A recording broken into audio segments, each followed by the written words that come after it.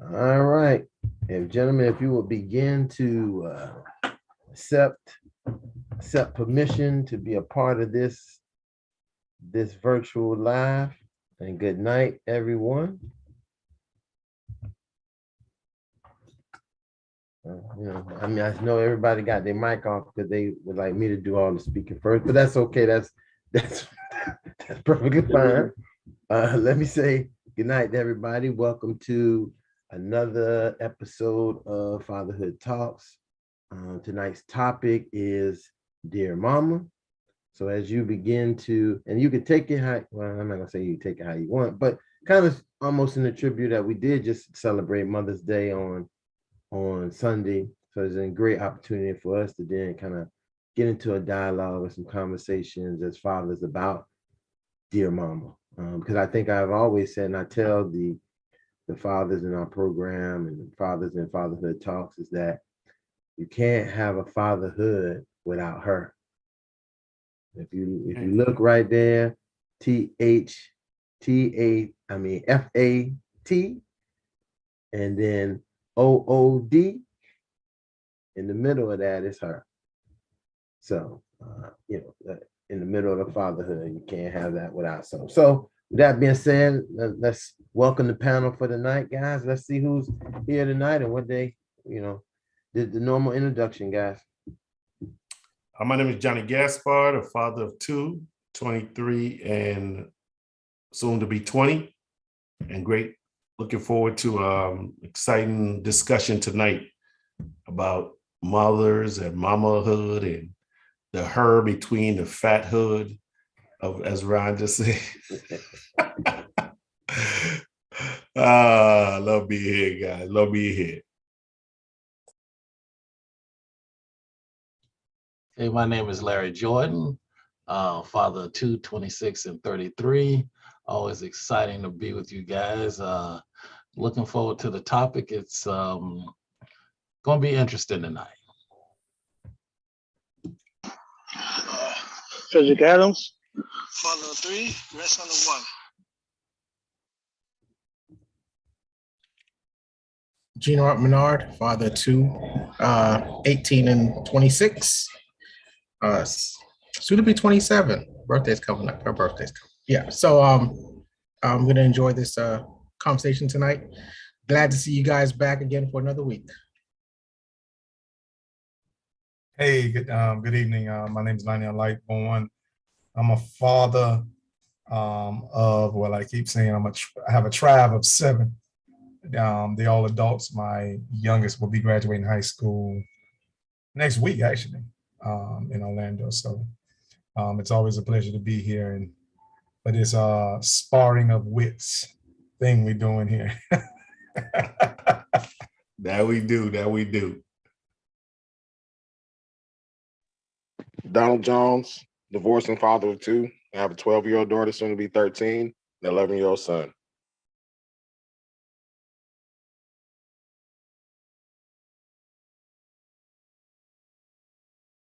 That it? That's that everybody?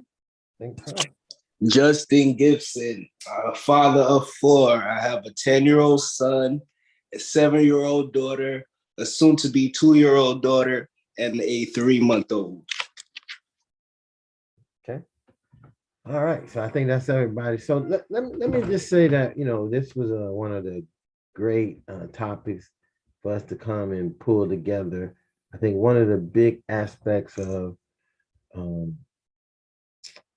fatherhood, and I think in many instances, I think most fathers can talk to the love of their mother, the experience of their mother, how their mother had a pinnacle role to play on who they became and what happened in their families. And then you look at this and how we reflect that as fathers today. That's just one aspect of the reality. What I'm going to look at, that we're hopefully going to get into some other aspects of that dear mother, because I know that in many instances we always look at the dear mother. I think we utilize the Tupac's song as the mantra for what we're doing today. So I think it's going to be very powerful conversation because I know these guys, everybody here mostly loves their mother, or at least have honor, as I would say. You have to have some honor for their mother, and because many times, and there's other aspects of this that is unique because many of us are fathers who have mothers that we were engaged with, we are partnering with in many offices and many times to raise children. So that is another dynamics to this idea of what we're going to be talking about, Dear Mama tonight. So I'm going to throw it out there, guys. To the first person to take a shot at the bullpen. What's the number one, concern or issue you have when you think about our topic tonight, Dear Mothers? What would be that thing that you really would, want to preface to people and make them to think about?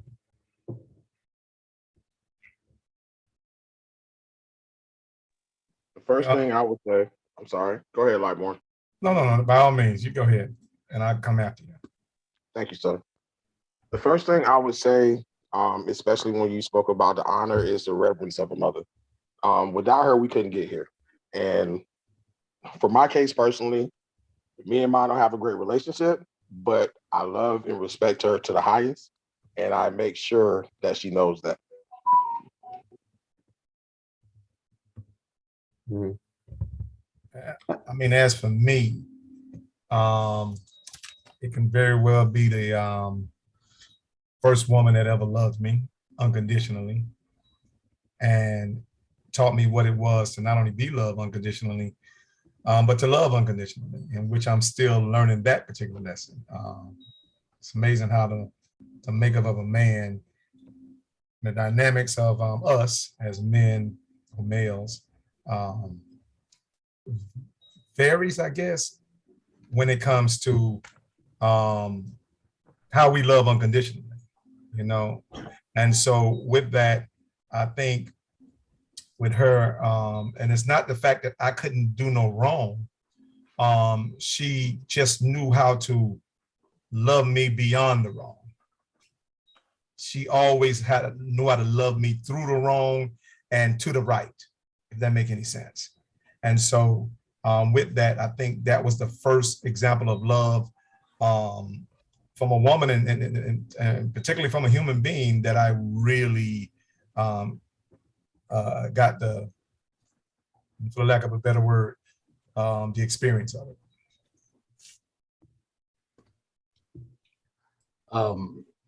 I know from my perspective, and I agree with you, Brother Lightborn, just like you said, a mother is the first person, and really, in many cases, the only person that will love you unconditionally. I do want to draw a distinction, and brothers always tell me that I'm wrong for this, but I tell my kids, and when Mother's Day came, I said, well, what are you going to do for your mother? And it's like, well, what are you going to do? I said, well, listen, you need to understand something. Say, that is not my mother. She is not my mother.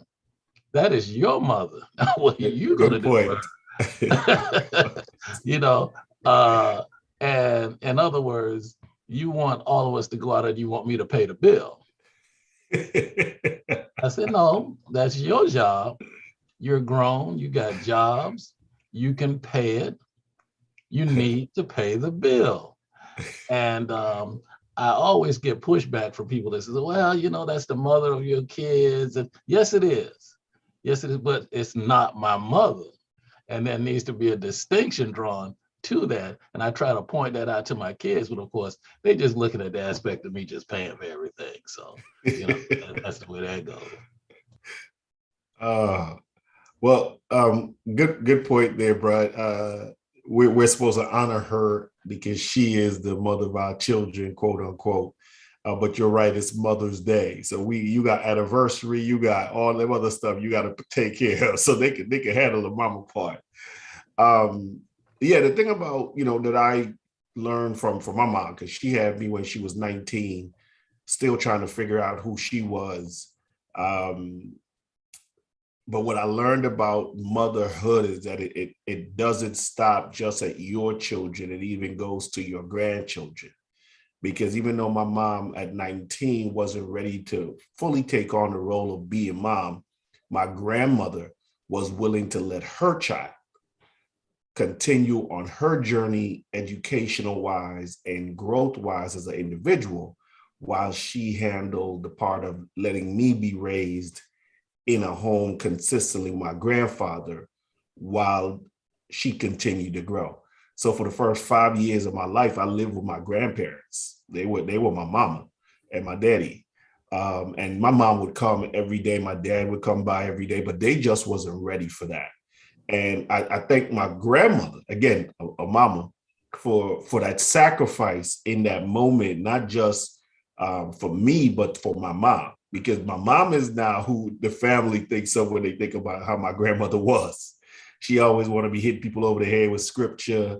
She always wanted me praying for you. Everything is the Lord is, the first thing I heard about that, you'd be like, really, mama, that I didn't want to hear that right now, but that's how my grandmother used to be. And my mom is that. So I thank God for in that moment, even allowing my grandmother to continue that mothering role that she had there, not just for my mom, but for me as well. So when I think of dear mama, it's a lot of times I used to, and one thing I had to learn with my mom and my grandmother when my grandma was still alive was being able, when they were both in the same room, to distinguish them because of my relationship. Because how I was, initially raised by my grandmother, I had to not call her mom when my mom was in the room. So I had those are always the tricky things for me when I was younger. But now, even before my grandmother passed away, I'd be like, "What's up, Ma?" And they would both answer, right? And I'm like, "My bad. What's up, Mama?" And that would be my mom's one. And my grandmother was just Ma. So listen, it hurts when I think about my grandmother not being present. Like I said, her life and how she changed me was, something great. But I'm so grateful that my mom is still present, that I see her, my grandmother's light through her. And just grateful to be able to still have her present every day to, as Lightborn said, experience the unconditional love, especially when I don't call as often as I should. And when I do call, she don't hit me over the head with, so I'm not going to hear from you. What is it? Every 5 days, every 7 days. And I know she's looking at her watch when she's speaking to me, even though we don't on FaceTime, because I'm getting scolded in that moment of lack of phone calls. So I got to do better with that. But grateful for the opportunity to still have her present, because I know a lot of my brothers and sisters don't. So I'm thankful for that.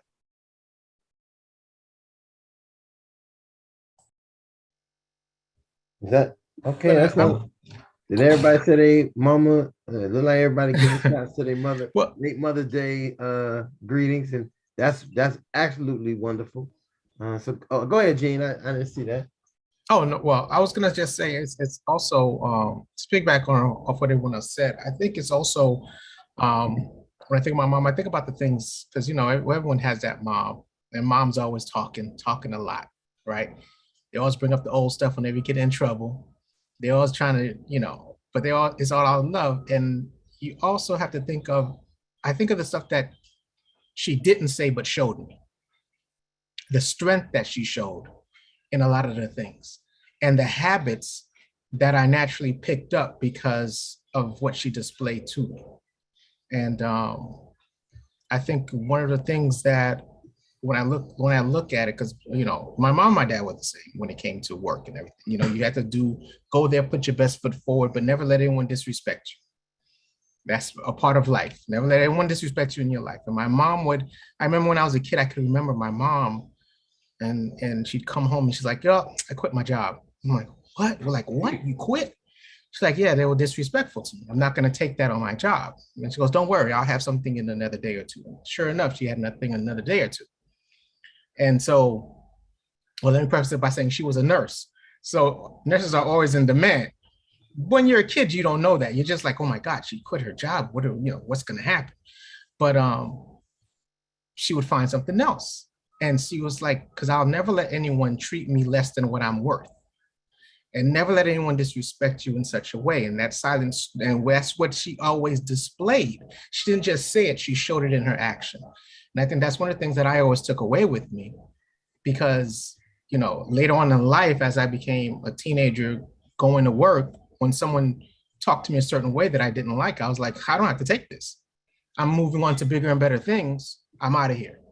And so it also, that trait of strength also played in me. And it was always, you know, because it was displayed by her and it's given to me, I'm hoping that I'm also displaying that for my kids. But it's just something I, you know, for me, it's all the stuff that's not said but shown that I really take away with it when I think of my mom. So what about, because I know some of our brothers that are on here may not be not about their moms, but at the mom of their children. We're Dr. Duman. So I wanted to get into that aspect of it, Ron, because let's not even go to mom. I'm sorry. You know, I'll leave that alone for right now. Let's keep it on moms. Let's keep it on moms. Okay. Yeah, my mom. But you see how he targeted. Let's keep it on mom. And I'm going to say, because I'm going to bring up something, because I think that this is important, an important thing that I learned, and I learned it amazingly through my dad. You know, I learned, you know, not growing up with knowing my father, knowing who my father is, loving him, growing up with him, not so much, not in the household. As a man, I got to know him. And that amazing transition of getting to know him as the man that he was also then turned to a place where I got to know my mother as a woman, not just as a mom. Gotcha. And it changed a dramatic dynamic for me as a father dealing with a mother of my child. So I began to see things in a completely different light. I began to see people for being other adults than a hero or a shero. Gotcha. You know, I didn't look at them in that aspect. I began to look at them as, if I looked at them as other human beings, adults that I would see. Yeah. And it changed a little bit of the dynamics of how I seen them and how I just say, well, are they this, do I consider them this, despite that they raised me, the person I am now, do I see them as the person that I would be around and I would want to be around as an adult?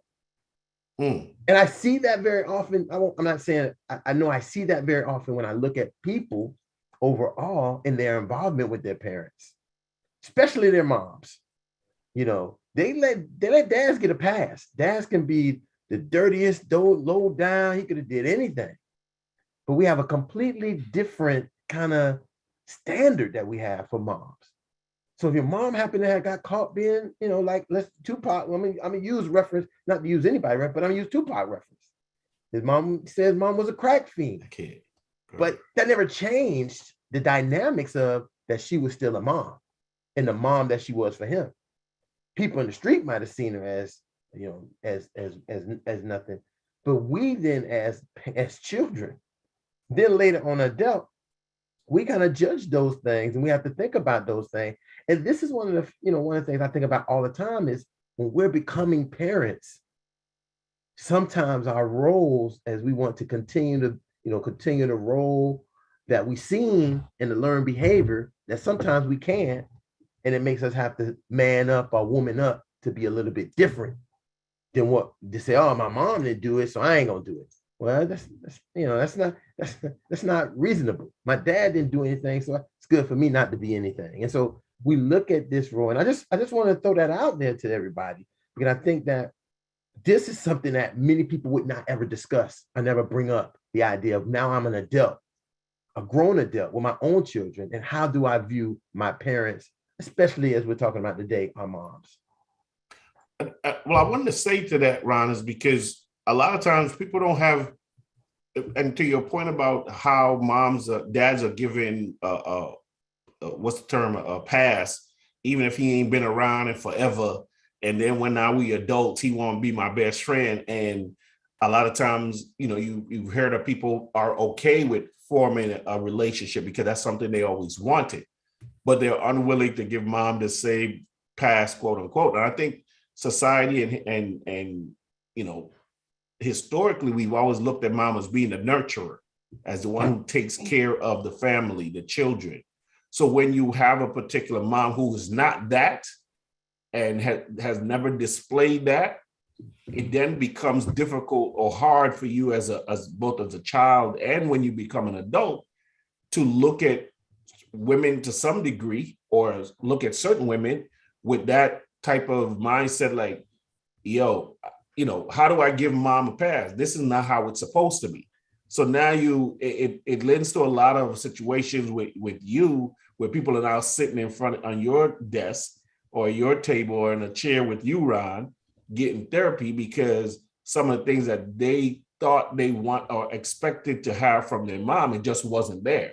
So you have a lot of young men who end up being angry at women because mom wasn't present, wasn't involved, didn't give them that experience of nurturing. So now they're pissed at women. You look back at most of the men who end up being serial killers or rapists or people of that mindset. No, for real. Believe me, I've done my studies on it because of my practice, what I do for a living. Many of them came from households where mom wasn't protected. She wasn't a nurturer. She was, in some cases, unfortunately, because of where, and that's what you talked about now as we become adults, we now look at our parents and where they came from. What were they exposed to? Who were the people that were involved in their lives? And that's how you get to better, I guess, understand now who they were and why they may have made the choices they did or didn't make. So I think that's where it comes from. As we get older, we are able to then look at our parents that way if we are enlightened enough to do so. And that, if you get what I'm coming from, because not everybody is enlightened enough to look at their parents that way and think about, oh, where did they come from? Because we have that gripe, we have that issue. But if you get enlightened enough, you get exposed to enough things, you start to look at them and like, okay, I see why mama was like that because grandma was like that. And I know why grandma was like that because, you know, great grandma was like that. And you find out the different things. So I think that's part of the aspect of the dear mama syndrome, is that the expectation of being a nurturer. And because that's what we get from her, that's why she's relegated to the level that she is, and also punished, for lack of a word, when she's not that person, if that makes any sense. Yeah, I think that the motherhood and the relationship between mother and children oftentimes is unrealistic. I think children have unrealistic expectations when it comes to mom than anybody else. People like dads. I'm like, no, really mom. I mean, right now, if you ask me, I think mother is, and we say unconditional love. So you got to understand, for a child, mother is it's the closest thing they get to God, right? Yeah. And because of that particular, that natural deity, she gives so much, but she takes so much. I had two relationships with my mom. I had one was that unrealistic expectation. She was always mom and nothing else. What I didn't know is that mom I had was a big time entertainer. I didn't find this out really until she died. And because even if I did know of it when she was alive, but I never can reverence her in that way because I didn't have that relationship with her. So here she is, this big entertainer in the Bahamas, probably one of the first women entertainers. And she's really big on the circuit. I mean, when she died, they did this big tribute, blah, blah, blah. But I'm sitting here I am now older and still trying to learn that relationship because I really never knew that part of her, because I had to come to the empathy and the sympathy that she sacrificed that part for me. And I think oftentimes, we as children, we don't really understood what was sacrificed. And mom will never really tell you what was sacrificed. You know, they take it on the chin and they keep rolling. But I had to understand that, like, wow, what was that about? And I think I have a regret of not really And I did ask her, was I pleasing? You know, I had to do me a post test before she left here. She died in 2009. But before when she was going through about, I had to ask her, I'm like, listen, for me, I'm like, was I a good kid? I mean, was I a good child? Are you proud of me? I needed to have that closure before she left here. And my mom, because she never take anything serious, you know, she's an entertainer, born entertainer. So she she never take anything serious. She make everything out of a joke. But you have to find the answer in the joke. You understand? And you have to know your parent. You have to know your parent like they know you. I think it's indicative upon us to really get to learn our parents and sow into our parents the empathy and the understanding they sold into us. So if the parent is bitter for whatever reason, you need to find out what got her that way and not just assuming she's that way for no reason. She may have sacrificed a lot of things for you, and there's a lot of hurt and trauma that we as children don't really know how to address. We just assume that mom is just Hercules and she'll get past it, she can survive anything. And true to form, animalistically, she is a lioness. Most mothers are, particularly them good ones. They're going to be lioness. They're going to go out and do things that's above their pay grade, you understand, just to get you to where you need to be. But there's certain hurts and sacrifices that come along with that. And I think there's some things that we need to explore.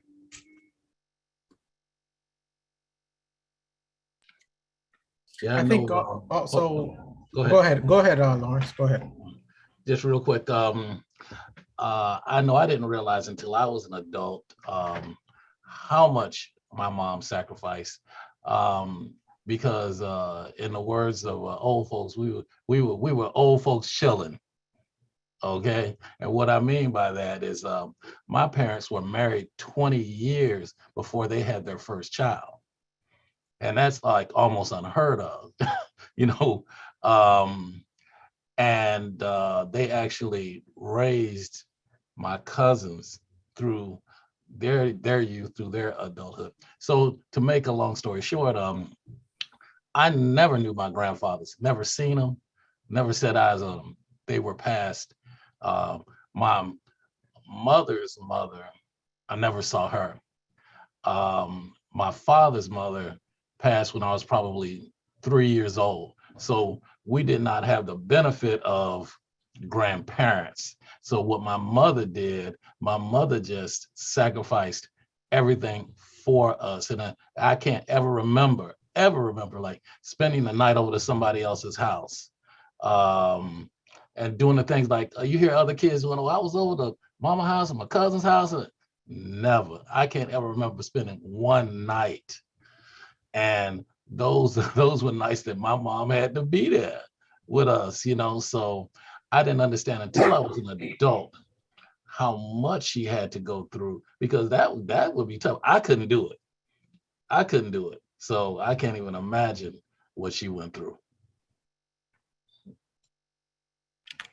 I think they don't mention it because it's not looked at as a sacrifice.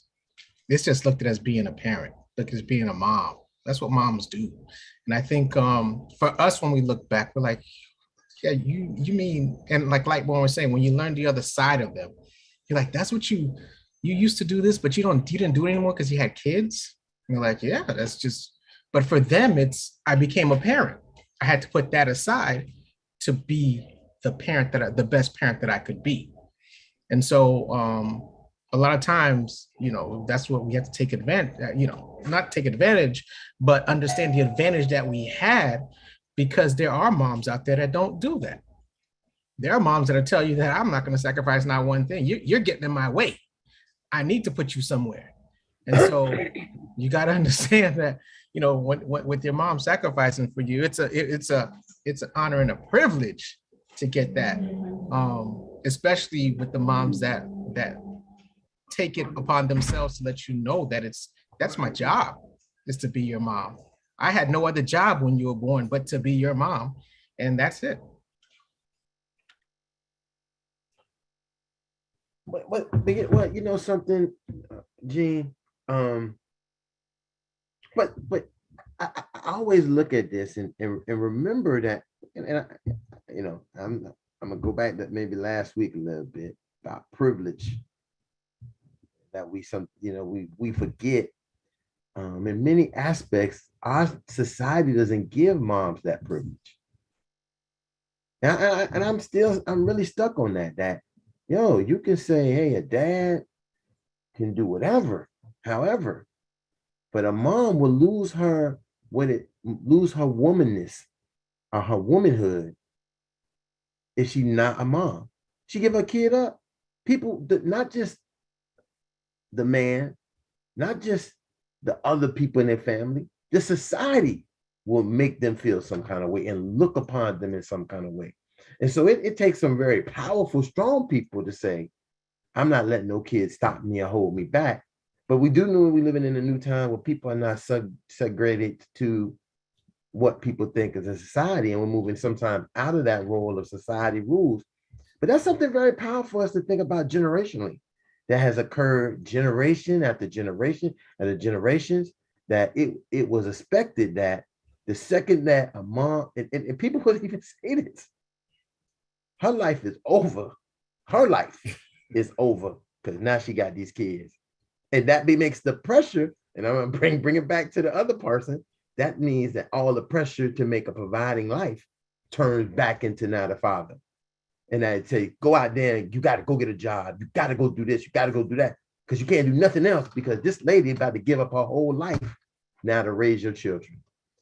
And I'm saying that I want us to start looking towards the idea where both parents feel both sacrifice and both commitment to continue, because we live in a little society where it might be better if mom had a baby, she pushed the baby out, and dad stay home, take care of the baby in many instances. People look at that and stalk. Oh my God, never.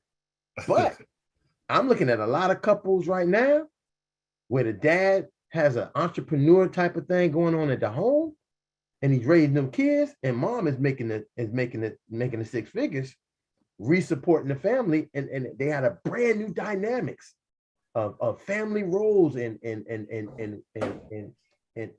traditions that we have to open up our eyes and look towards and not frown upon, because it's going to soon be a brave new world, people. Well, I think it's already that though. I think in this era of social media, and what women, man, it's so crazy. I'll be watching shows on TV, and historically, the girl child was seen as a, for lack of a better term, a failure by the father with having a child. She was looked as a failure. So it's just now where we're coming into this era of enlightenment, quote unquote, where we're now allowing our girl children to seek that level of success and demand it, and not necessarily give up on their dreams because they have a child. So a lot of times today with social media and with the level of exposure and education that women are having now versus then, the expectation isn't necessarily to stay at home, because many of them are more educated, more financially successful than their husband or the father of their children. So for them, staying at home isn't even an option anymore. It's so crazy where when you think of back in the day, as far as being mom, like Robert and Lightborn spoke about, and you, Ron, as well, being a mother, that was your job. Once that child came into the world, your job was to make sure you took care of them and keep them. Today, with how we are and how society now looks at, like I said, with a more enlightened mindset, the expectation isn't the same anymore, especially because we are, especially as fathers who have girl children, we are expecting great things from them beyond just being a mom. So that in and of itself is creating more opportunities and changing the dynamic of what being at home means as far as the parent who's raising the children.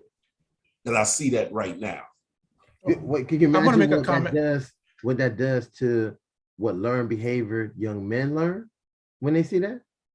I definitely. We talk about, listen, I'm still on this kick, and I'm always going to be on it. We got black girl power, and the only thing we ever got, black boy savage. That's all we ever get. We need to begin to really highlight and promote young black men in a way that it doesn't have to be like corny or this and that. That listen, they can see these things. How they end up like these dudes, young thug going to prison, Gotcha. because that's the image. That's what they're looking to, But in the reality is, you got to be doing something negative to be masculine. But you don't have to be. Masculine is changing your son's diaper, giving your daughter a bath is masculine. Correct. Because that's what it means to be a man to me. But I digress. Well, I want to go back to the point you were making with the parents and the mother being not having that privilege. I think what they look at in society is the fact that you've already carried this child for 9 months, right? There should be a natural bond because you felt the life growing up inside you. Now, to have the kid and not be in the mind frame to want to just nurture this child, there has to be something wrong with you. Hell yeah. I'm sorry. And so that's exactly what they're looking at when it comes to society. Because when they look at the father, they look at the father as just an extension, right? He doesn't go through all the growing pains that the mom goes through. If you want, but back to speaking to what you were saying, an involved father who's going to all the doctor's appointments that he can, who's watching the mother go through the growing pains and experiencing it with her, touching the belly, rubbing the belly, treating, massaging bonding. her feet, that swelling. Exactly. So you have that type of father that we're looking towards and hoping to have come up now, so that they have more of a stake after the child is born. And so when you start to look at society and the changes, the norm can be that the father is staying home. I know me, there's a lot of times where I switched my schedules up because I was picking up my son and taking him to school, picking him up after school. Same thing with my daughter. I was dropping off to school, picking her up. I was at every recital, every possible thing that they were doing in school. I made it a point to be there. And so that nurture role was shared. It wasn't just the mom, it was me also, nurturing their gifts, nurturing their skills, but also just being the presence, because I want them to, anything that they're seeing, and even the way I deal with the mom is going to affect the way the kids see everything. And so when you're thinking about moms and the role that you want to have them have in society, you're thinking of what am I modeling to the kids, and what they're taking away from how I respect the fact that you're their mother. Going back to a lot of things. And so when we start to consciously make that effort, and I think it's a conscious decision to make this effort as a father, you have to make that conscious decision where they look at it as a mother. It's not a conscious decision, it's an automatic decision once you get pregnant. Or expectation. It should be more. Expectation. Should be more the better phrase. Thank you. Yes, Gaspar. Expectation so it's just an automatic expectation for the moms. And I think that's where I think the disconnect is when we're talking about what you were saying earlier, Aran, is the fact that the expectation is laid out for the mom, but the decision is for the dad, whether you want to be there or not be there. You know what? I think, because I don't want, particularly being a Black man, I never want to get caught up in any type of lifetime philosophies or nothing like that. So, so I don't want to think that everything is going to be scripted when it comes to parenting, and particularly in urban inner cities or Black and minority communities. What I will say, having 4 children from 4 different women, I understood, and I had to understand organically, right? I had to be what they call organically organized. Now, what does that mean? When you organically organize, and you're a good business person. And I'm saying I'm the best business person, but I'm a good businessman when I understand what a person needs. So I never stop paying attention to that woman. You understand? Because I never stopped paying attention to her, I always had my value, even when they got married, because I knew if I can negotiate with the right thing, right, then we can always keep an amicable relationship. That thing was time. And I understood the value of time. And because I did understand the value of time way before they had time sharing, I'm talking about way before. Time back then, they used to just call it custody. But years before they had time sharing, that's what was my greatest negotiating tool. Because of that, I understood something that was very valuable to women that was above everything. You know what that was? What's that? That was having a secure place to take that child anytime they needed to go somewhere unscheduled. I knew that factually. And so as long as I had that relationship door open and I was consistent in that security, I became a commodity in that relationship into every last one of my children's mother. Because even if they didn't like me, they can always count on me, and that became my commodity. And so I think organically, we lack the organic organization of ourselves, you understand, that makes us valuable. I don't care how much a woman makes. She can't buy time. And because she couldn't buy time, I negotiated that greatly and understood that simply because I observed and I listened. Never had to tell anything. And so the key to that was this. Was always beating her to beating her to the ask. So before she ever had to ask, I was always available, which made me more valuable because she knew, oh, okay, yeah. And you understand? And that relief, it's almost like having, and I can say this because I'm a man, I'm secure in my manhood, but it was almost like having an assistant, you understand? Even though I'm their father, but I was so consistent and who I was and what they needed, which not only just increased the value of my fatherhood, but also increased the value of their mother. Well, let me answer this question, Libra. Let's say for whatever reason, you didn't have a positive relationship with them and or how things went between the two of you led them to want to be, sadly, I use the term vindictive in your time and not using your time. So even when you were available, even though they knew they had a secure place to bring that child, they would, because they knew you were available and willing and desirous of that, they would use that particular knowledge against you rather than still bring the child to you, understanding that. And you, as you said, beating them to the ass, to be that because of the issue, they would still take the child elsewhere with full knowledge of your availability. Go ahead. Glad you asked that comment because I actually had that exact situation. Now you're gonna love this because when you're authentic and you're true about what you are, I had that exact same situation. I can tell you emphatically, it didn't go good in child support court because I wasn't the Lionel you see here today. I was, and for the lack of a better word, Ron Savage. So what I am on the streets or was on the streets, I was exactly that in the courtroom and never switched for me. I'm never going to show more love to the institution than I am to the individuals in my own neighborhood. So everybody got to treat it equally.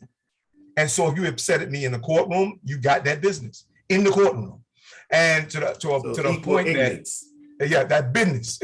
And so I remember being to one of the most intimidating courts in Miami-Dade County at that particular time. And I remember them saying something I thought was just so unjust that I flipped out. I might have almost turned over the judge's desk. This is a true story. And I remember in all that rage, he had this plaque sitting over his head.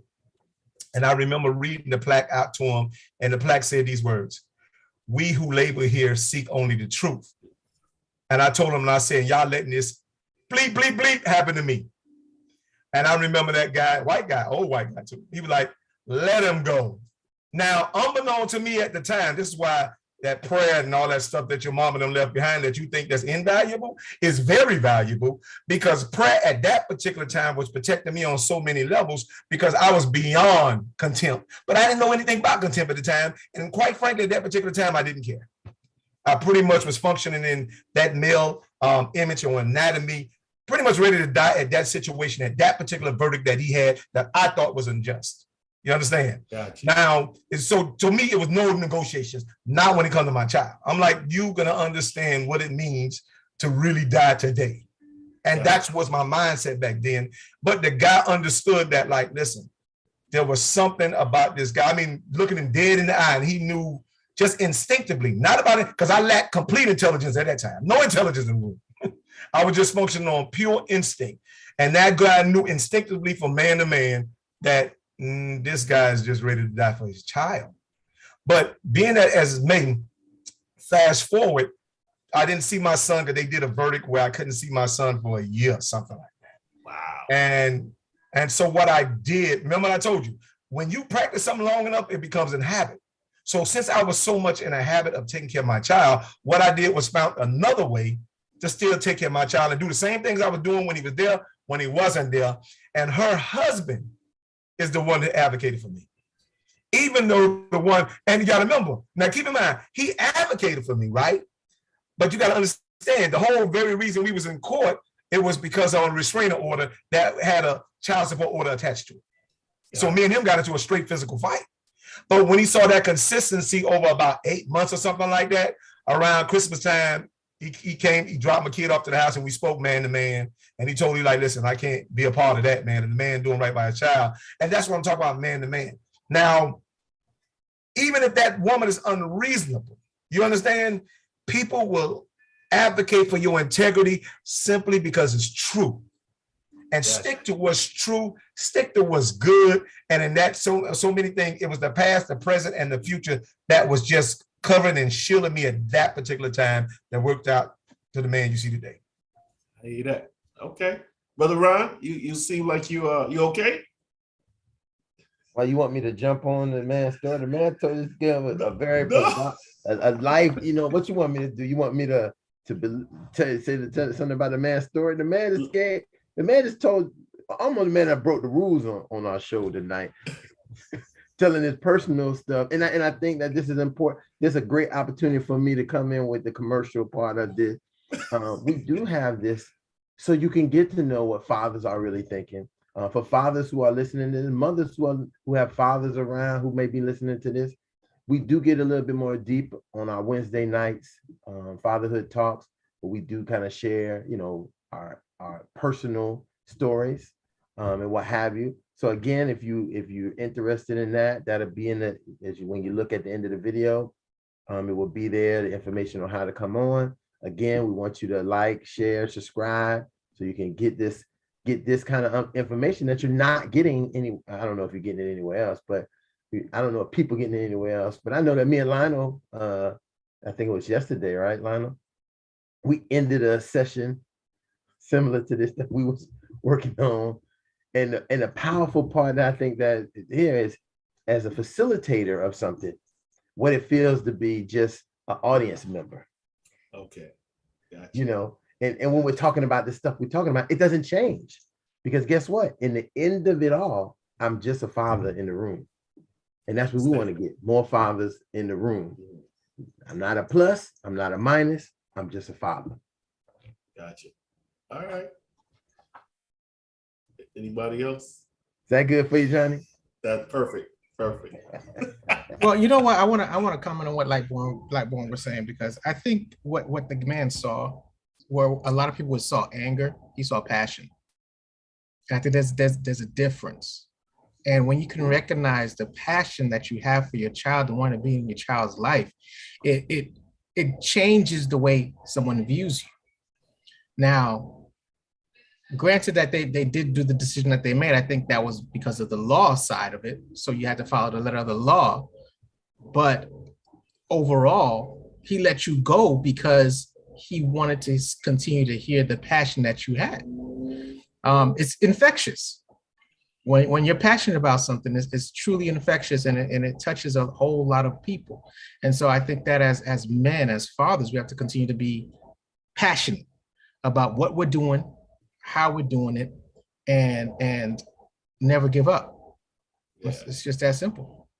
You also bring up a very good thing, Gene, is that what I just said 5 minutes ago, fathers understand fathers.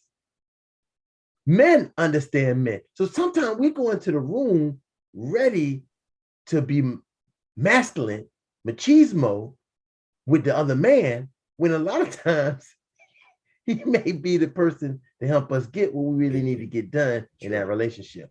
Sure. Because he has the finesse with the mother that we don't have anymore. Yeah. And then a lot of times we don't think, and I think that goes both ways though. I've seen many women who've been involved with men, and they took the lead to just deal with the mom. Okay. The mom may not have liked it, gotcha. But after they have this conversation, they can have some connection between being moms. And you sometimes can even see that bridge change in the relationship. Well, it all depends on how they got connected. And let me say this: that works in certain relationships. Some relationships that's not gonna work. Because I don't want people to go out there and think because you done left your old lady and went with this new lady that they're gonna be friends and work out this with your kid. That's not gonna happen, brother. Too much trust issues. That trust is a problem, and that would take a whole bunch of building. But I think that we be able to look at this idea of a big thing of using the resources that we have around us to achieve the goals that we want. This man is being a stepdad to that mother I'm working with, and how I need to ally myself with him as much as possible. So when something goes wrong and mom says, well, I'm so tired of him. And he said, babe, did you ever think about it like this?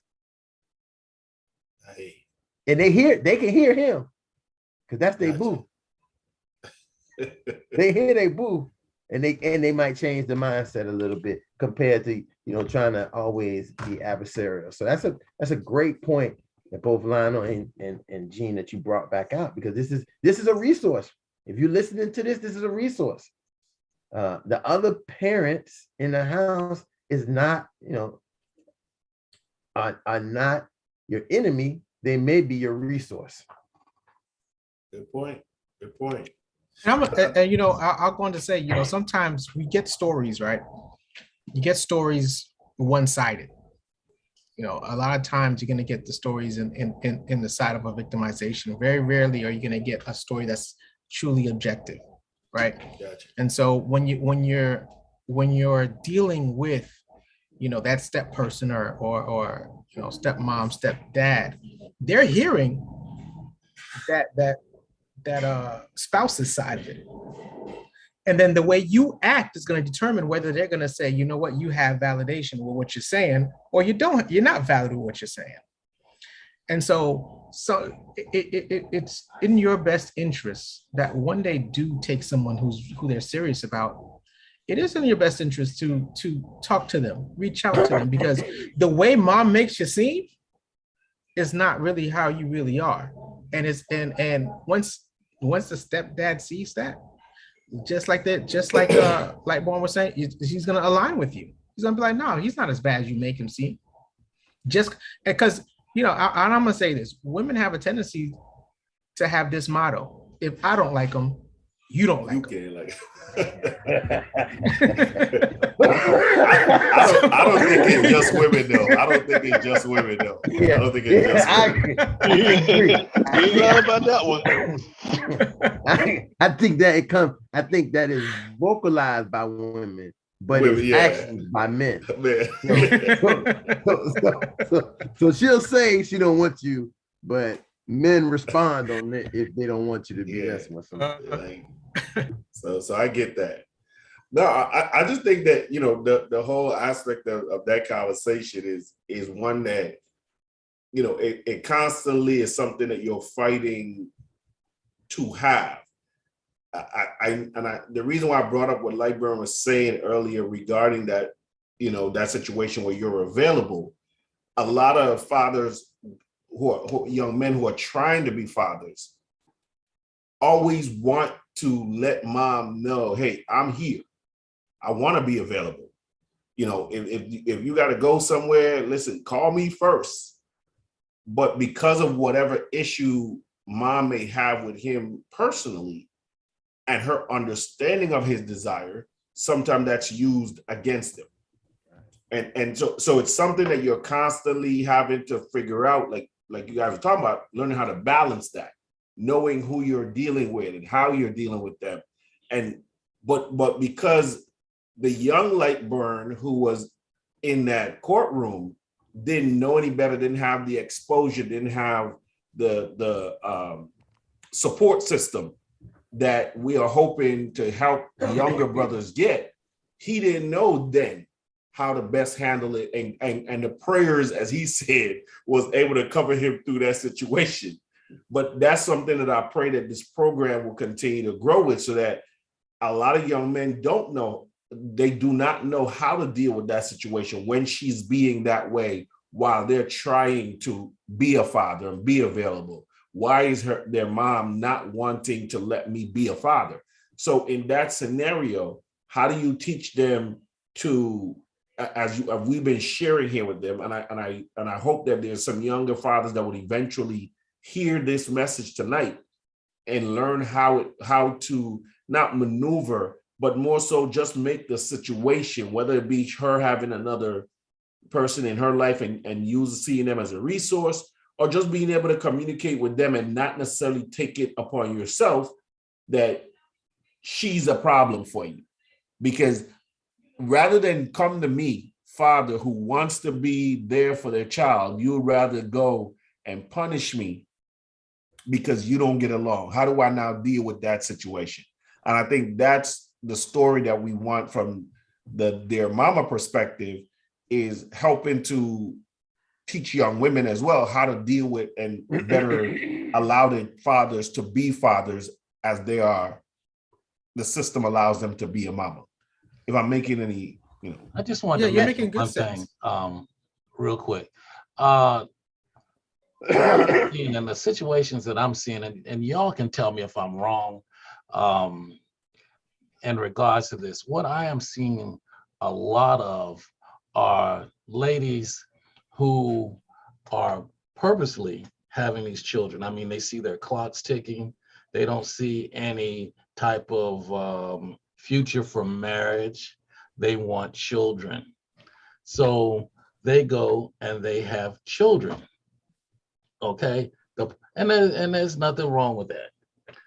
The problem that I'm seeing, at least from the brother's perspective, and the situations that I'm familiar with, is that the social construct has changed and the dynamics of the family has changed and roles have changed. That is, now there's nothing wrong with being an assistant if I volunteer to be an assistant, but you're not gonna make me an assistant. In other words, I'm just not gonna, because now you're gonna put it on me. Now I got to accept it.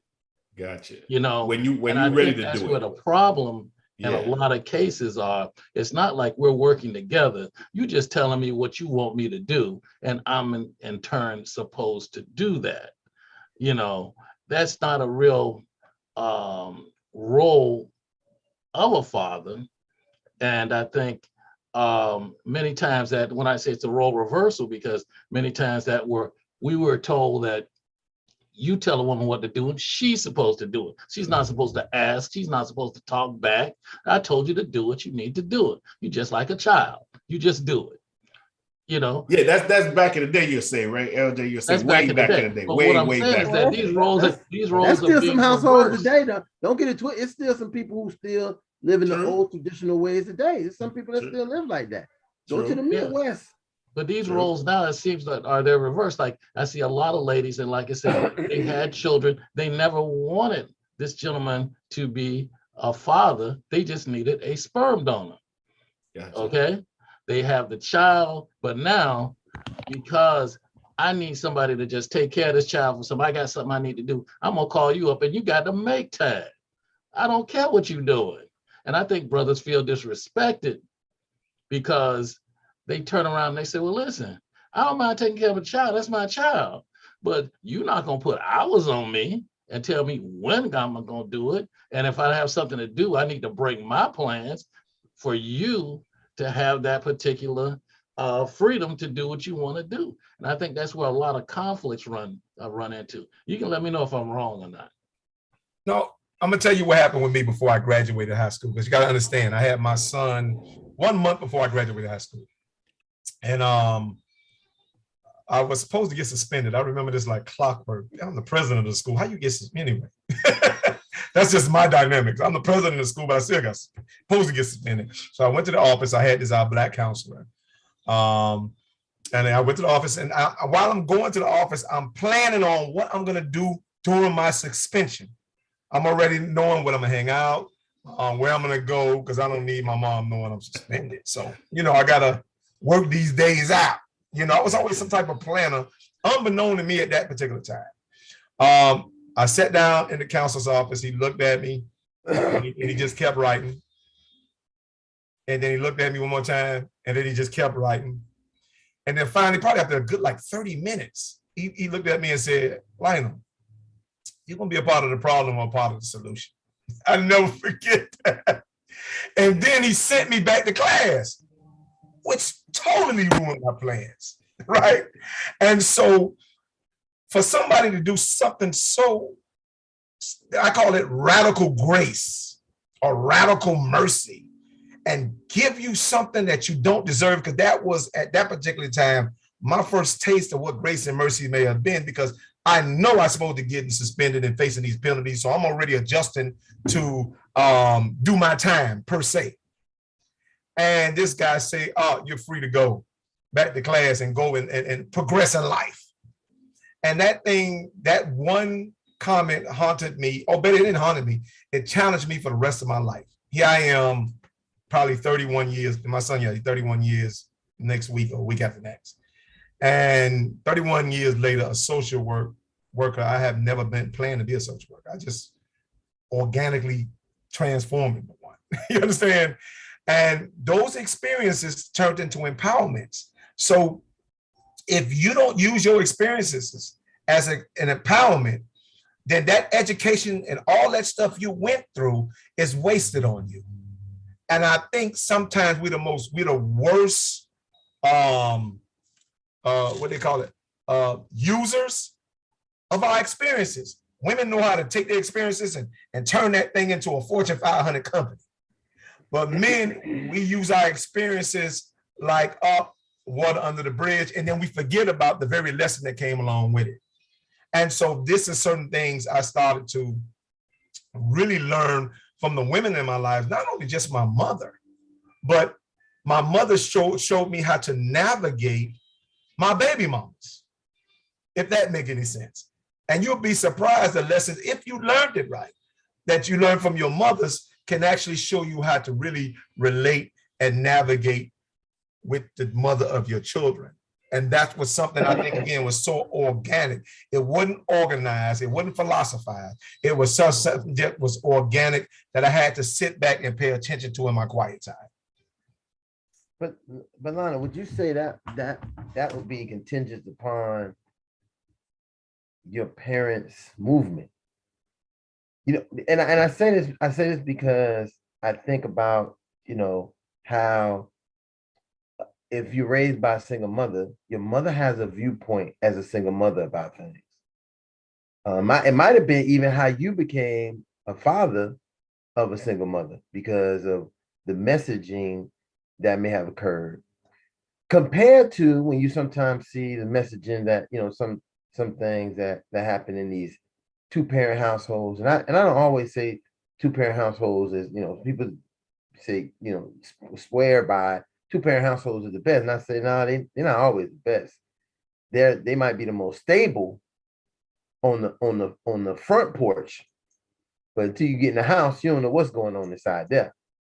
And so in many instances, I think the importance of what some of that is this idea of having our parents, and I say parents, our mom to contribute and say, hey, how you should maneuver and what should happen in this.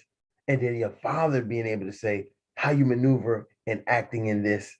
And I think that sometimes when we have that, you find people make different decisions when they have those two people in their ears, like the devil and the whole devil and the angel on both your shoulders. When you got both mom and dad in your ears, you didn't have to, deduct, and digest all that, figure out and operate it in a way where you're balanced. I think it makes you balanced if you come from a balance, if you're dealing with balanced people. I mean, I've heard people say, my mom and my granddaddy, my dad and my grandma raised me, and you're listening to being able to get these voices from both sexes. And I think that's what I'm probably more pushing to this idea, is that a lot of times we will discount one of the sexes for a child's development. And I say this because I'm working so hard in the work that I do outside, my work that I work every day, is convincing people who work in households with only moms or moms mostly to engage the dad so they can have an easier route with their child. Ron, I don't want to what they call it, misconstrue my upbringing, because I don't even want to make it seem like it was that what's the word I'm looking for? That tailor-made or politically correct. It wasn't politically correct at all. I didn't have a big mama. You understand? Some people have big mamas. I don't have a big mama. I had a little mama for a mama. My mama was the epitome of a little mama. My mama was clubbing, all that stuff. So I don't want to get that twisted.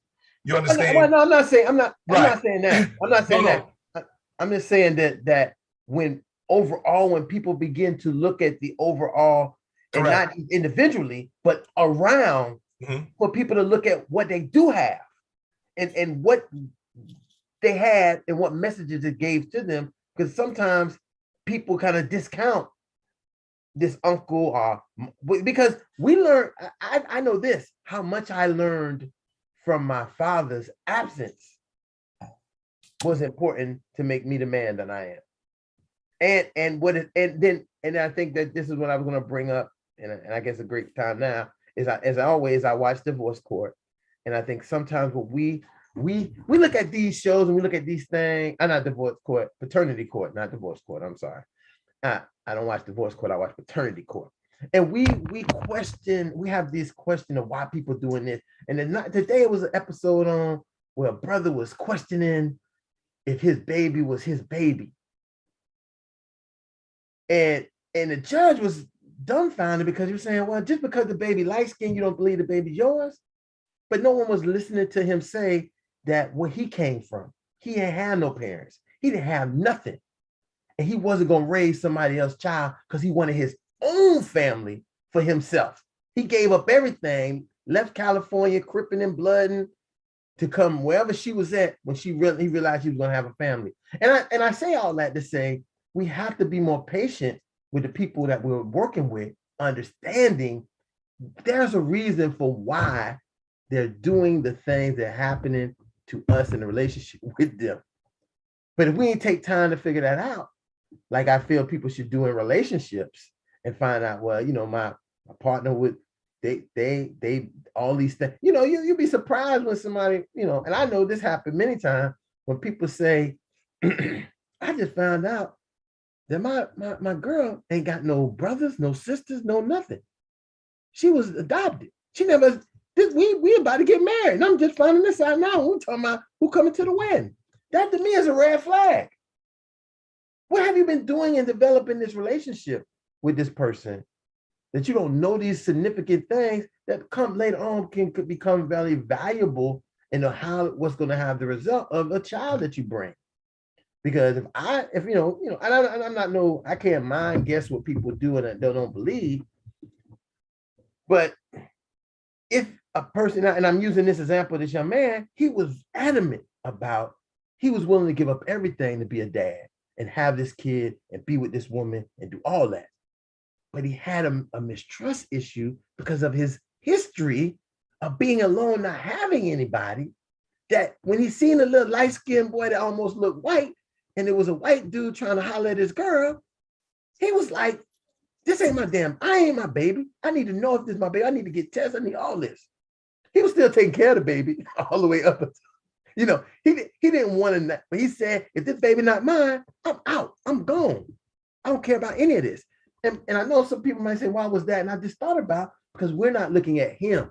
We haven't validated that he's probably going to be a great dad, but he needs to be a great dad in an environment where he can understand how to do so.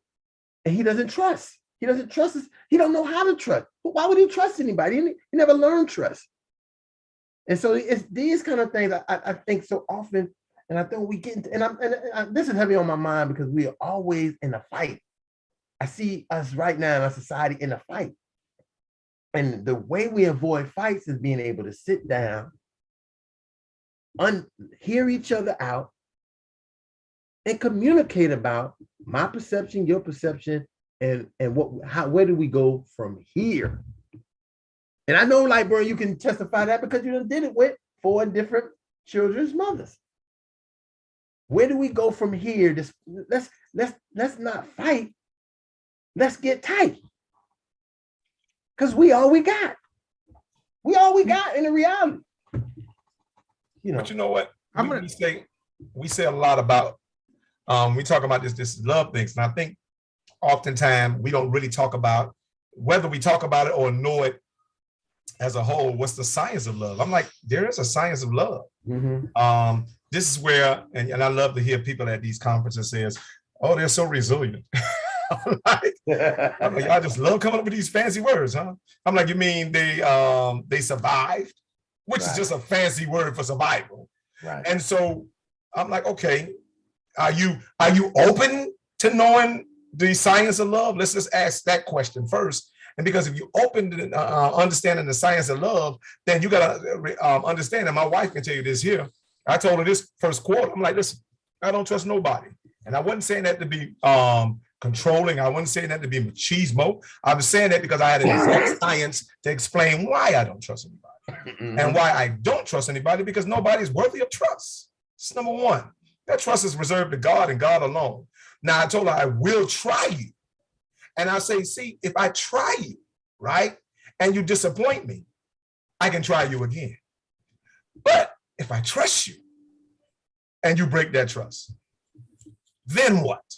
And so I think society is part to blame for instilling people with unrealistic expectation and trying to build these relationships on trust that nobody is really worthy of.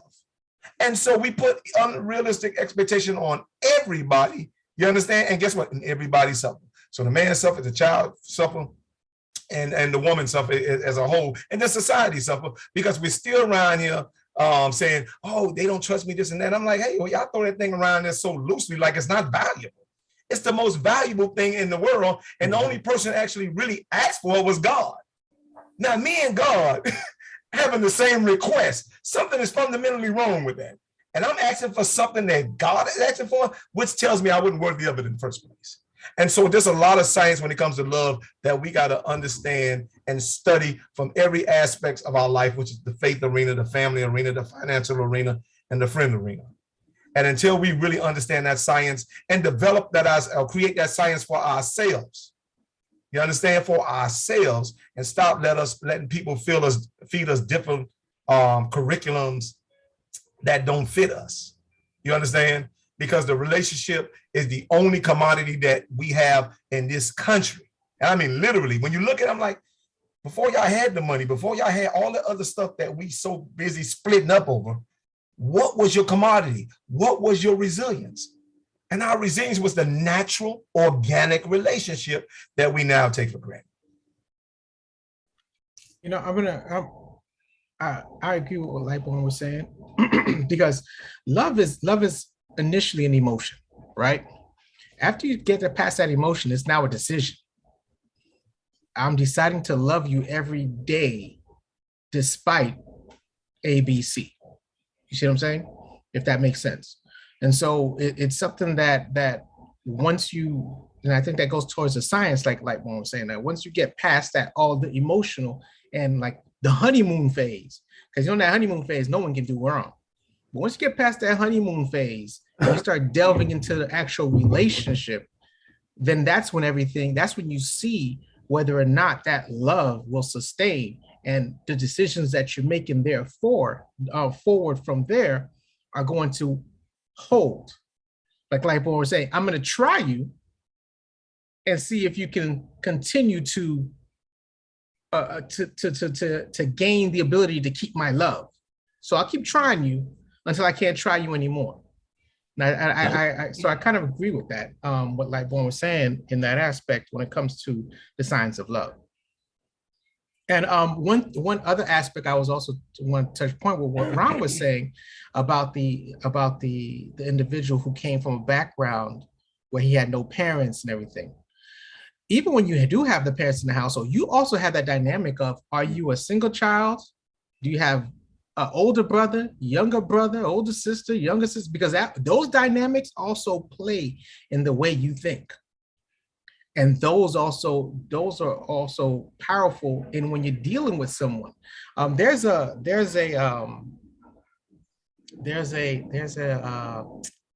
icebreaker. I couldn't think of the word. There's an icebreaker that you do where when you gather a large group, you say, are you an only child, the oldest child, the middle child, or the youngest child?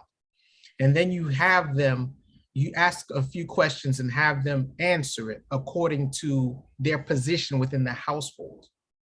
And you find that the way an only child thinks within that same question is different from how the oldest child views it, the middle child views it, and the youngest child views it.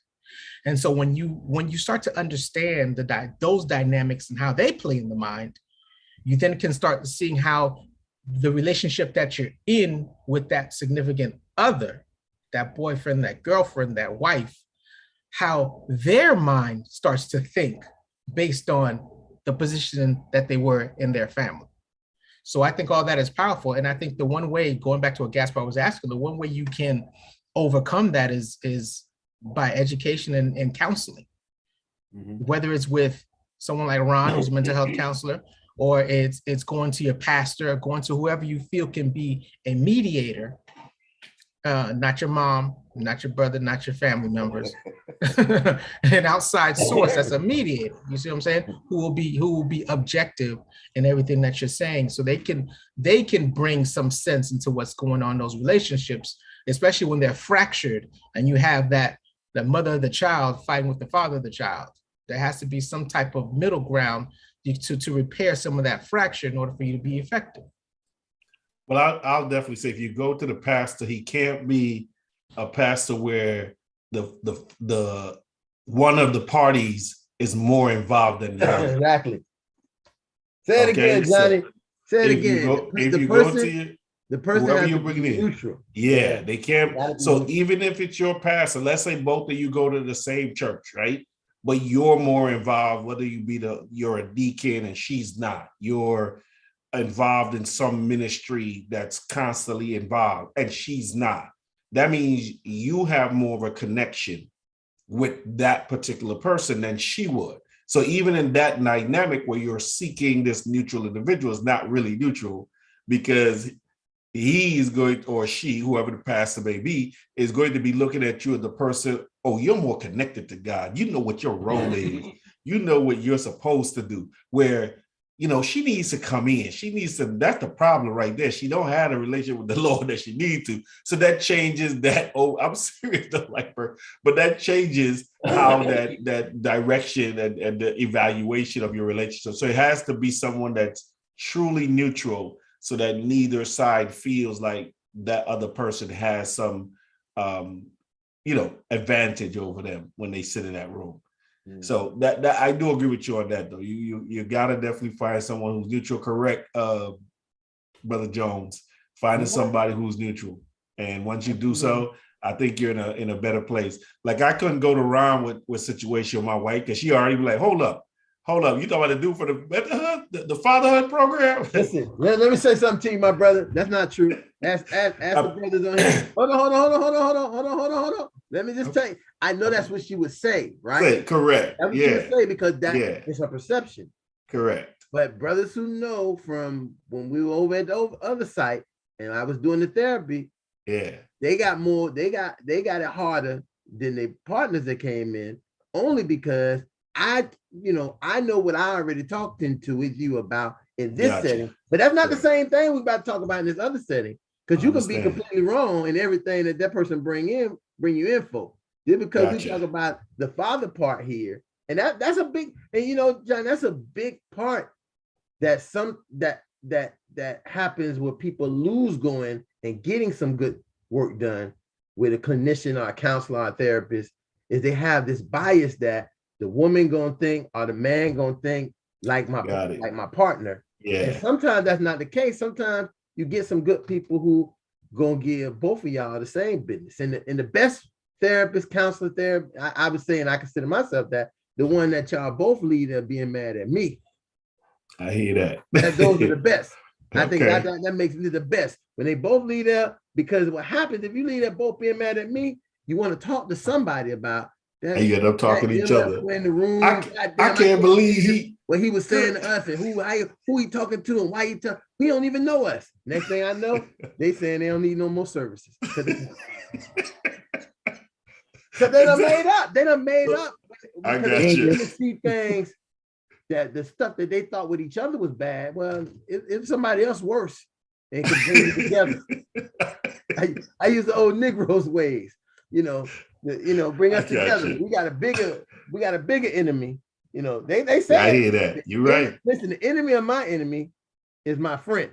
Yeah. So I put that, I get that right. When I have my little office, it'd be say, the enemy of your enemy is my friend. Yeah, I'm your enemy. It'll be. I got you. Oh man, dear mama, great topic. Great topic. So again, let's get some last minute words in here. I don't know if Shani, I've seen somebody named Shonda was in the chat, and I didn't know if she wanted to ask a question, but if not, okay, let's wrap up for the night. Any final thoughts and comments? This was another great conversation, gentlemen. I was going to raise something, but I'll get it when I do it on one of our other topics. I'm like, man, that'll keep us here another hour. So I'll talk about it next time. I ain't gonna tell you that. Trust me, because I'm like this. No. You at least got to let us hear it. I ain't gonna mess with that right now. I'm like, I'll touch that right now. We'll be here for another hour. Can you just throw it out there so we at least can hear it on our eardrums? No, we was talking about the courageous conversation of me and my wife and I had, because we have separate kids, of the order of who first, who's second, you understand, like that. Gotcha. And that was a whole dynamics that we don't have the time for right now. Yeah. But I wanted to really highlight the support and the spirit and the aura and all the support of our quiet, our quiet giants, Frederick, Yarnell, Erickson. And I saw him on here, Elder, earlier. Yeah, he was. Jay Gibbs and everybody else. So you know what? I'm like, listen, you guys' energy don't go unnoticed.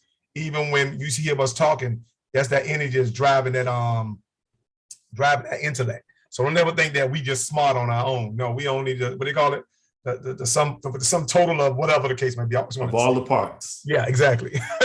So, hey, John, you bring up a good point. That topic it probably come up under, and I'm not looking at the calendar right now, but whose child is this? The topic of whose child whose baby is this?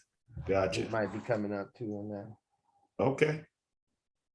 Well, yeah, I think it was a great topic, man. The dear mama aspect, from understanding various expectations of mama and how that may be unfair to the woman who wants to be a mom versus the one who doesn't, and how that aspect of her being a mom and how society judges her because she decides to go back to work or not be as nurturing as expected.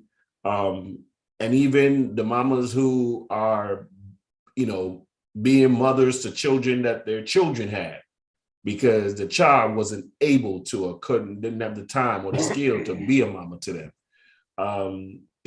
So the fact that we talked about the different aspects of motherhood and how that impacts fatherhood to some degree, I think this was an ideal conversation to help us continue to grow as men and as fathers.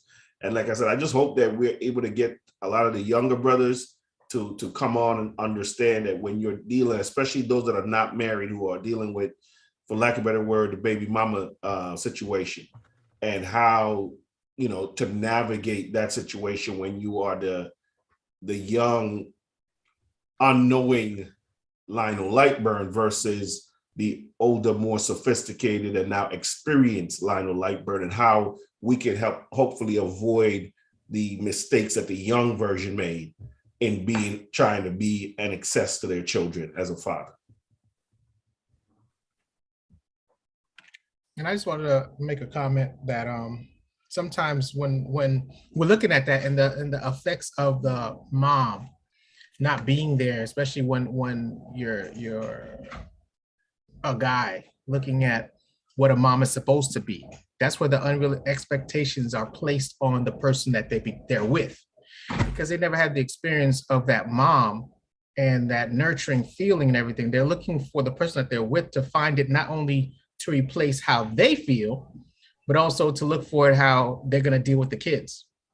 And so it allows that unrealistic expectation to be placed onto that woman, and it's an unfair thing. It's not fair to that person that you're searching for them to fulfill a hole within you because you lack something as a child. So we have to be mindful of that.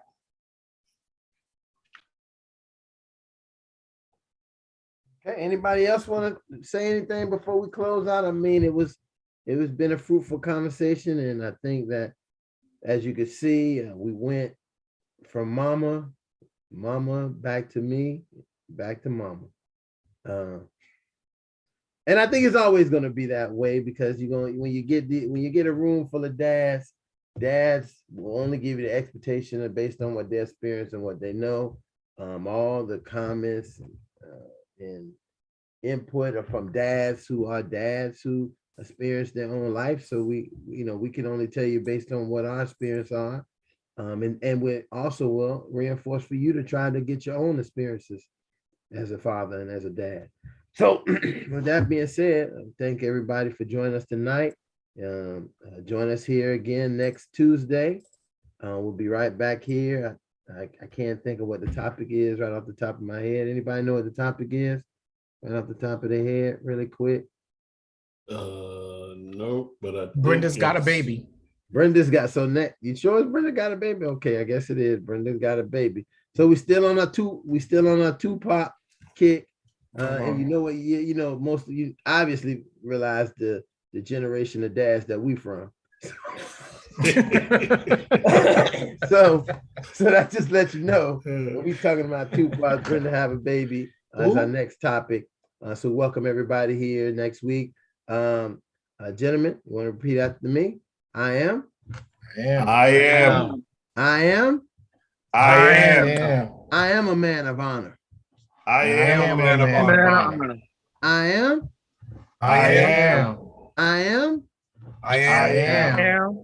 man of courage.